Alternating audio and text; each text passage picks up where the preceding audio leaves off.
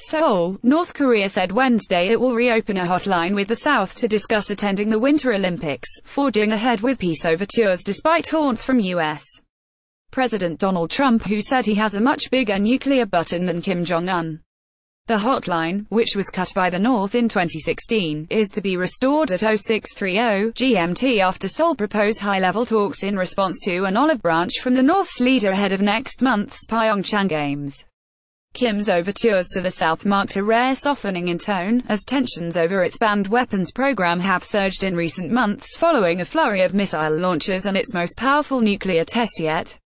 Seoul responded with an offer to hold talks on January 9, the first since 2015, to discuss matters of mutual interest including Kim's suggestion that the reclusive nation could participate in the Olympics.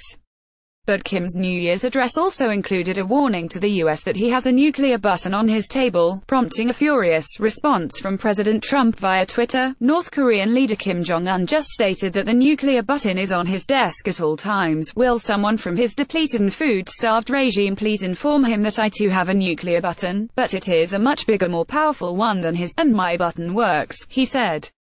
Trump's remarks came as his ambassador to the United Nations Nikki Haley dismissed Seoul's offer to hold talks, calling it a band-aid. U.S. State Department spokesman Heather Nauert also warned that Kim may be trying to drive a wedge of some sort between the two nations, between our nation and the Republic of Korea, but the rapprochement seemed to be moving ahead on Wednesday, with Kim welcoming Seoul's support for his overtures, according to Ri Sung-kwon, the head of North Korea's agency handling inter-Korean affairs. The two countries, divided by a demilitarized zone since the end of the 1950-53 Korean War, last held high-level talks in 2015 to try to ease tensions.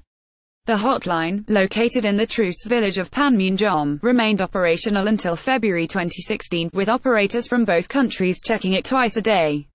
The channel was shut down when relations deteriorated over a dispute involving the Kaesong industrial complex, which was jointly operated by both countries. Seoul welcomed Pyongyang's decision to reopen the hotline as very significant, with Chief Presidential Press Secretary Yoon Young-chan saying it creates an environment where communication will be possible at all times. South Korean President Moon Jae-in has long favored engagement with a nuclear-armed North, but the Trump administration insists the regime must give up its weapons drive before any negotiations can take place.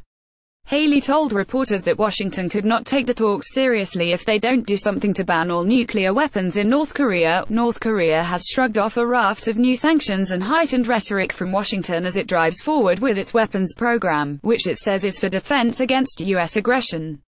Pyongyang has striven to create an atomic warhead capable of targeting the U.S. mainland. Moon on Tuesday welcomed Kim's olive branch as a positive response to Seoul's hopes that the Pyeongchang Olympics would be a groundbreaking opportunity for peace, but any rapprochement between the two countries will take place against a backdrop of suspicion, if not outright hostility, by Washington, with Trump and Kim exchanging angry insults since the U.S. leader took office a year ago. Trump has mocked Kim as fat and a little rocket man. Kim, for his part, has described Trump as a mentally deranged U.S. dotard.